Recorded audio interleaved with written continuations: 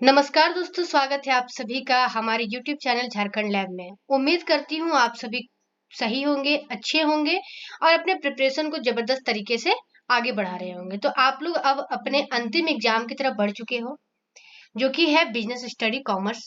ठीक है, इसके अलावा आर्ट्स और साइंस के भी कुछ एग्जाम बचे हुए हैं। एक सब्जेक्ट का शायद उन लोगों का भी बचा हुआ है, मुझे एग्जैक्ट मालूम नहीं, बट एक एक सब्जेक्ट के एग्जाम सबका पेंडिंग है अभी। तो जो कि एग्जाम 5 तारीख को होने वाला है। अब इस एग्जाम के लिए हम लोग प्रिपरेशन करना स्टार्ट करेंगे। तो आई होप आप लोग जो है इस अपने जर्नी को बढ़ाते रहिए, ताकि ये जो आपका आखिरी सब्जेक्ट का एग्जाम है, ये आप लोग का बेहतरीन जाए। और जिस तरह से सारा सब्जेक्ट का एग्जाम आप लोग बढ़िया से दिए हो, सपोर्ट किए हो, इस वाले एग्जाम में भी आप लोग बहुत बढ़िया से पेपर लिखो। और इसी के लिए मैं लेकर के आई हूँ आज मॉडल पेपर सॉल्यूशन, जो कि जैक बोर्ड द्वारा रिलीज किया गया था। और आप लोगों को जैसा कि मालूम है कि क्लास 12th का जो बिजनेस स्टडी है ये 40 मार्क्स का ही होने वाला है। एंटरप्रेन्योरशिप का जो एग्जाम था वो 35 का होगा, क्योंकि वो ऑप्शनल था। तो चलिए बढ़ते हैं, ज्यादा देर नहीं करते हुए सवालों के जवाब पर, और जानने की कोशिश करते हैं हर एक चीज को बेहतर बेहतर ढंग से।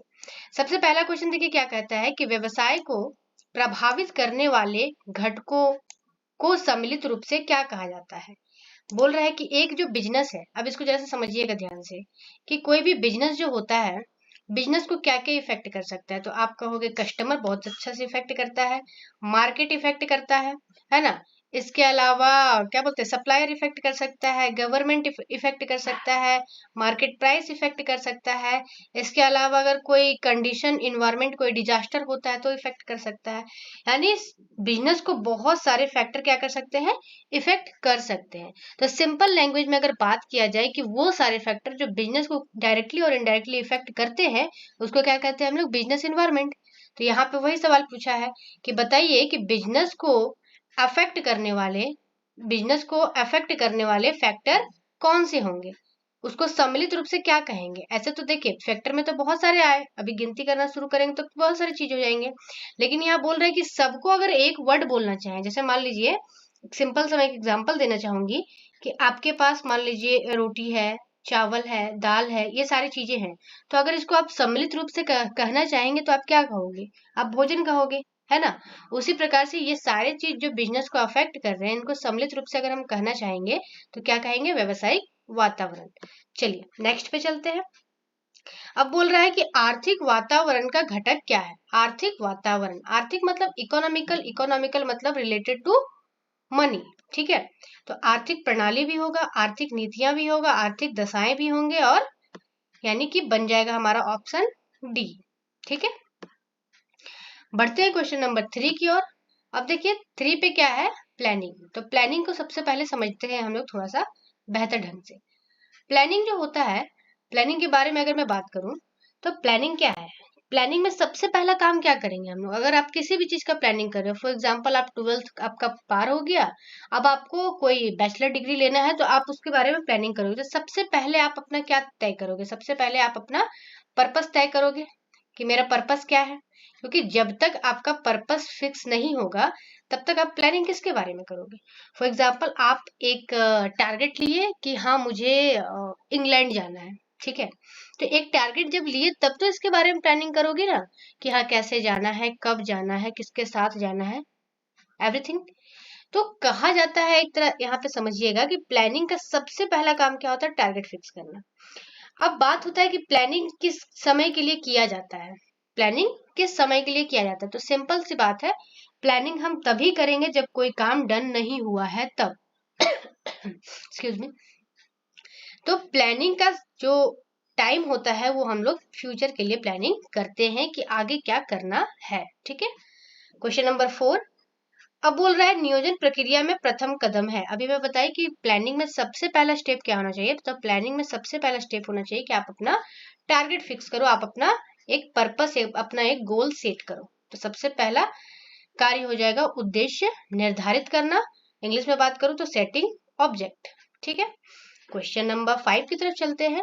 बोलता है प्रभावी भारार्पण के लिए आवश्यक है। अब देखिए यहाँ पे एक वर्ड आता है, क्योंकि हर एक वर्ड को देखिए एक्सप्लेन अगर करते चले जाएंगे और आप लोग अगर हर एक वर्ड को समझते चले जाओगे ना तो फायदा बहुत होने वाला है, क्योंकि ऑब्जेक्टिव क्वेश्चन के एक्सप्लेनेशन में ही बहुत सारे सब्जेक्टिव क्वेश्चन का जवाब हो जाता है। अब यहाँ से सब्जेक्टिव क्वेश्चन देखिए कितना इजीली बना सकता है एग्जामिनर, कि भारार्पण से आप क्या समझ सकते हैं और इसके क्या महत्व है। तो भार अर्पण, यहाँ नाम से समझ में आ रहा है, भार को किसी दूसरे को अर्पण कर देना, अपने भार को किसी दूसरे को अर्पण कर देना। तो भार अर्पण के लिए हम लोग क्या करते हैं, जैसे मान लीजिए कि एक स्कूल का प्रिंसिपल है और स्कूल के प्रिंसिपल को कहीं जाना है किसी कारणवश, और मान लीजिए वहां पे वाइस प्रिंसिपल जैसा कोई सिस्टम नहीं है, तो वो क्या करेगा, या तो स्कूल क्लोज करेगा, उसके पास ऑप्शन, या तो स्कूल वो क्लोज करेगा, अदरवाइज वो किसी एक टीचर को वो रिस्पॉन्सिबिलिटी या किसी एक पर्सन को वो रिस्पॉन्सिबिलिटी सौंप के जाएगा, यानी अपना अधिकार सौंप देगा कि आज के लिए तुम प्रिंसिपल बनो, है ना। तो भारार्पण में हम लोग क्या सौंपते हैं, अधिकार सौंपते हैं। यहाँ पे सवाल है कि भारार्पण के लिए आवश्यक क्या है। तो भारार्पण के लिए आपको संपर्क की सुविधा होनी चाहिए, सहयोग समन्वय होनी चाहिए, अधिकारों का स्पष्टीकरण होना चाहिए, यानी ये सब होगा तभी भारार्पण सही तरीके से हो सकता है। बढ़ते हैं आगे क्वेश्चन नंबर 6 की तरफ। अब यहाँ बोल रहा है मुद्रा बाजार, ठीक है। मुद्रा बाजार मतलब कि कैसा व्यवहार करता है, मुद्रा बाजार कैसा व्यवहार करता है। तो मुद्रा बाजार जो है वो अल्पकालीन के लिए, क्योंकि मार्केट जो होता है, मार्केट वो दो तरह का होता है। मार्केट सिंपली कितना प्रकार का होता है, दो प्रकार का। एक होता है आप लोगों का मनी मार्केट, क्या होता है, एक मनी मार्केट, और दूसरा जो होता है वो होता है आप लोगों का कैपिटल मार्केट। एक मनी मार्केट और एक कैपिटल मार्केट। तो कैपिटल मार्केट में हम लोग क्या करते हैं, नॉर्मली शेयर वगैरह खरीदते हैं, यानी सिक्योरिटीज वगैरह खरीदते हैं, शेयर हो गया, डिवेंचर हो गया, किसी कंपनी का मतलब शेयर खरीदते हैं। और मनी मार्केट में नॉर्मली हम लोग कोई सामान वगैरह या डिपॉजिट वगैरह इस टाइप से किया जाता है। तो मनी मार्केट जो होता है वो शॉर्ट टर्म के लिए होता है। कैसे टर्म के लिए होता है, शॉर्ट टर्म के लिए। और capital market normally long term या मीडियम टर्म के लिए होता है, ठीक है। तो यहाँ पूछ रहा है मुद्रा बाजार का व्यवहार कैसा होता है। तो जी हाँ, मुद्रा बाजार का व्यवहार कैसा होगा, अल्पकालीन कोष में होता है। चलिए बढ़ते हैं आगे। अब बोल रहा है प्रबंध का सार क्या है, यानी कि मैनेजमेंट का कंक्लूजन किसको कह सकते हैं। तो मैनेजमेंट का कंक्लूजन जो है हम लोग समन्वय को कहते हैं। समन्वय, अब देखिए इसका सब्जेक्टिव अगर बनाएगा तो सिंपली पूछ देगा कि समन्वय से आप क्या समझते हैं।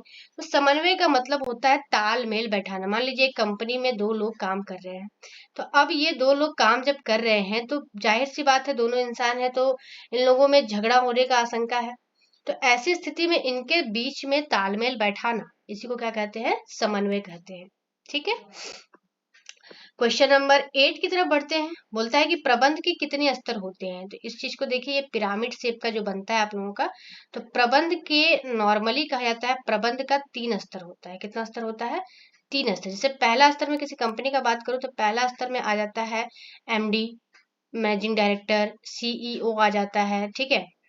सीईओ का बात करूं मैं, और अगर सेकेंड लेवल पे बात करूं तो सेकेंड लेवल पे जैसे आ जाता है जीएम, ठीक है, जनरल मैनेजर, डीजीएम, ठीक है, ये सारे आ जाते हैं। और थर्ड लेवल पे आ जाता है आपका सुपरवाइजर। क्या आ जाता है, सुपरवाइजर। तो सुपरवाइजर, सुपरवाइजर का मतलब क्या होता है, निदेशक, ठीक है। और आपका होगा कि एम्प्लॉय कहाँ आता है, तो एम्प्लॉय जो है इससे नीचे आता है। एम्प्लॉय कहाँ आता है, इससे नीचे आता है। ये मैनेजमेंट का पार्ट नहीं होता है। एम्प्लॉय क्या करते हैं, जो मैनेजमेंट उनको दिया जाता है उसके अकॉर्डिंग काम करते हैं। एम्प्लॉय मैनेजमेंट का काम नहीं करते हैं। तो सिंपल पूछ रहा है कि कितने लेवल्स होते हैं प्रबंध के, तो 3 लेवल होते हैं, ठीक है। कितने लेवल होते हैं, 3 लेवल, ठीक है। नॉर्मली हाई, मीडियम और लो लेवल, ठीक है।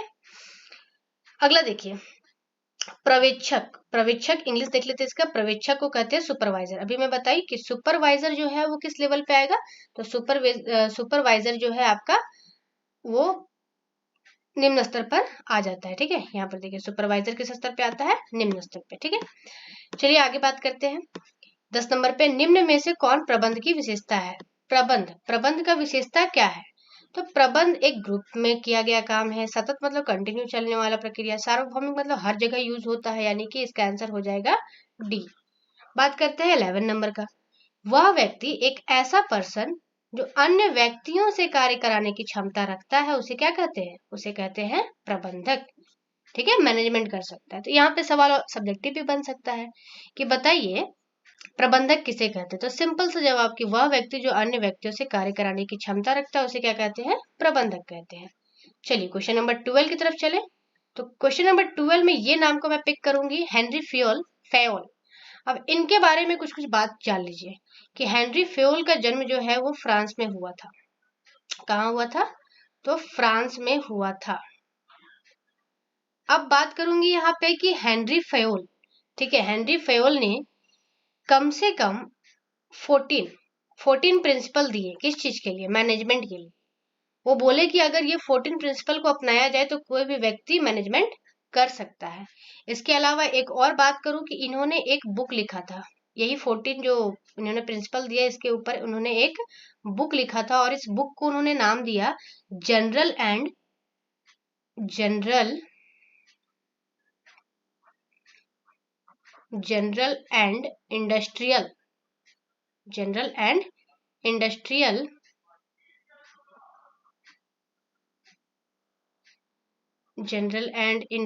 ठीक है, industrial management, general and industrial management, ये एक बुक लिखा गया किसके द्वारा, हेनरी फेयोल के द्वारा। तो ये सारी बातें आप लोग नोट करिएगा यहाँ पे, क्योंकि आगे इससे रिलेटेड सवाल पूछा जा सकता है या आपके एग्जाम में इससे रिलेटेड सवाल पूछा जा सकता है। क्या क्या मैं रिपीट करूं कि हेनरी फेयोल का जन्म जो है वो कहाँ हुआ था, तो हेनरी फेयोल का जन्म जो है वो फ्रांस में हुआ था।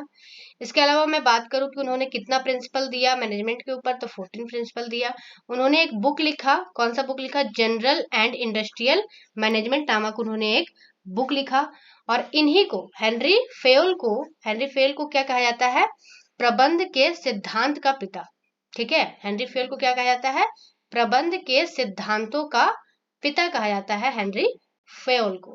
तो ये सारी बातें आप लोग नोट करते चलिएगा, ठीक है, क्योंकि ये एग्जाम में काफी हेल्प करने वाला है आप लोगों के लिए। चलिए क्वेश्चन नंबर 13 की तरफ बढ़ते हैं। बोलता है हेनरी फेयोल को कि किस सिद्धांत के अनुसार एक अधीनस्थ को एक ही अधिकारी से आदेश प्राप्त होना चाहिए। सिंपल सी बात है, देखिए कितना अच्छा सिद्धांत उन्होंने दिया। इनके 14 प्रिंसिपल में से एक प्रिंसिपल के बारे में यहाँ पर बात किया गया है। अब सिंपल सी बात है ना कि आप कोई काम कर रहे हो और आपको अपने मम्मी से भी ऑर्डर मिल रहा है, पापा से भी ऑर्डर मिल रहा है, भाई से भी मिल रहा है, बहन से भी मिल रहा है, तो आप काम कर पाओगे, नहीं कर पाओगे। तो हेनरी फेयोल ने कहा कि कोई एक व्यक्ति को अगर ऑर्डर रिसीव कर रहा है वो व्यक्ति, तो किसी एक पर्सन से ही करना चाहिए। तो इस प्रिंसिपल को उन्होंने नाम दिया आदेश की एकता। ठीक है, क्वेश्चन नंबर 14 की तरफ चलते हैं, वैज्ञानिक प्रबंध। ये भी एक अपने आप में इंपॉर्टेंट टॉपिक बनता है, वैज्ञानिक प्रबंध। तो इसके बारे में मैं थोड़ा सा डिस्कस कर देती हूँ कि वैज्ञानिक प्रबंध के पिता किसको कहा जाता है, तो आप कहोगे FW टेलर। FW टेलर को वैज्ञानिक प्रबंध का पिता कहा जाता है। ठीक है, अब बात करते हैं कि वैज्ञानिक प्रबंध के पिता FW टेलर हैं। तो इन्होंने कहा कि आप किसी भी तरह का मैनेजमेंट करो, ठीक है, आपको क्या करना है, 75% एनालाइज करना है। क्या करना है, 75% एनालाइज करना है, और बाकी का जो आपका 25% बचा, उस पे आपको अपना स्किल का यूज करना है। यानी उन्होंने एनालाइज को ज्यादा टाइम दिया और स्किल को कम महत्व दिया। तो सवाल यही है कि विश्लेषण कितना परसेंट रखा गया वैज्ञानिक प्रबंध में, तो 75%। वैज्ञानिक प्रबंध के जनक कौन थे, FW टेलर। इनका जन्म कहाँ हुआ था, तो इनका जन्म हुआ था अमेरिका में। ठीक है, इनका जन्म कहाँ हुआ था, अमेरिका में। तो ये सारी बातें आप लोग रीड करते जाइएगा। तो देखिए अगला क्वेश्चन फिर से वही है कि वैज्ञानिक प्रबंध के जनक कौन है। तो अभी मैं बताई वैज्ञानिक प्रबंध के जनक कौन है, FW टेलर। आगे बढ़ते हैं, देखिए फिर से वही क्वेश्चन, हेनरी फेयोल का जन्म कहाँ हुआ, तो हेनरी फेयोल का मैं अभी बता के गई, हेनरी फेयोल का जन्म कहाँ पे हुआ, फ्रांस में। आगे बढ़ते हैं, निर्देशन का जो प्रवाह होता है, निर्देशन मतलब क्या, कमांड देना, डायरेक्शन देना। तो कमांड आप लोग कैसे दोगे, यानी एक बिजनेस में कमांड कहाँ से आएगा, ऊपर से नीचे की तरफ आएगा, यानी जो MD CMD वगैरह लोग रहेंगे उन्हीं से एम्प्लॉय की तरफ आएगा। तो कैसे कमांड आता है, नीचे की ओर। ठीक है, क्वेश्चन नंबर 18 में देखेंगे कर्मचारियों के विकास में क्या शामिल है, डेवलपमेंट ऑफ एम्प्लॉयज इन्वॉल्व्स। यानी अगर एम्प्लॉय का डेवलपमेंट चाहिए तो क्या क्या चीज जरूरी है, तो एक काम करिए, एम्प्लॉय का आप पदोन्नति करिए, यानी प्रमोशन करिए, स्थानांतरण ट्रांसफर करिए, उन लोगों को ट्रेनिंग दीजिए। तो ये सारे यानी कि 18 का D आंसर हो जाएगा। अब देखिए यहाँ पर मैं अभी बताई जनरल एंड इंडस्ट्रियल मैनेजमेंट नामक पुस्तक की रचना किसने की? तो इस पुस्तक की रचना की थी हेनरी फयोल ने। निर्देशन के कितने तत्व हैं? तो निर्देशन के याद रखिएगा 4 तत्व होते हैं, पर्यवेक्षण, नेतृत्व, अभिप्रेरणा। 3 है, एक और है। तो ये चारों इसके तत्व है, सॉरी ये तीनों इसके तत्व है। संदेश वाहन का मतलब होता है कम्युनिकेशन। क्या होता है? कम्युनिकेशन। और इसको सिंपल लैंग्वेज में बात करूं तो इसका मतलब होता है बातचीत। तो बातचीत में कितने लोग, न्यूनतम कम से कम कितने लोग होने चाहिए जिसके बिना काम ही ना चले? तो कम से कम 2 तो होना चाहिए ना। 22 पे चलते हैं। नियंत्रण आवश्यक है। नियंत्रण, कंट्रोलिंग। क्या कंट्रोलिंग केवल बड़े व्यापार के लिए आवश्यक है? तो नहीं। आप कहोगे कि कंट्रोलिंग जो है वो सभी के लिए जरूरी होता है, छोटा हो या बड़ा, कंट्रोल करना जरूरी है। नियुक्तिकरण, यानी अगर मान लो आप एम्प्लॉय का स्टाफिंग कर रहे हो, मतलब उसको नियुक्त कर रहे हो, अपने कंपनी में ला रहे हो, भर्ती दे रहे हो, तो इसका मतलब क्या है? भविष्य में वो आप ही के लिए ना काम करेंगे, आप ही के लिए तो प्रॉफिट जनरेट करेंगे। तो क्या वह धन की बर्बादी उन पे किया गया खर्च? तो नहीं, ये क्या है? इन्वेस्टमेंट है। वित्तीय प्रबंध, वित्तीय प्रबंध यानी पैसों का प्रबंध किससे संबंधित है? तो वित्तीय प्रबंध जो है आप लोगों का किससे संबंधित है? तो पैसे से संबंधित है, इन्वेस्टमेंट से संबंधित है, लाभांश से संबंधित है। तो इसका आंसर बन जाएगा डी नंबर। सेबी का मुख्यालय कहाँ है? सेबी, इंग्लिश में यहाँ पे सेबी।